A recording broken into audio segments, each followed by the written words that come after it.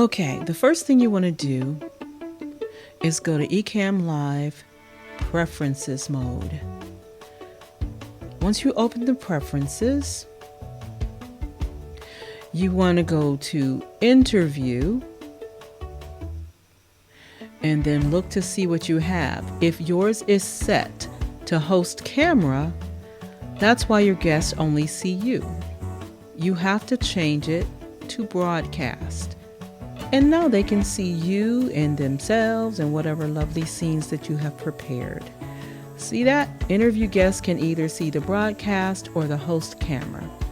We want them to see the broadcast. That's it. And that's all. See you on the next one.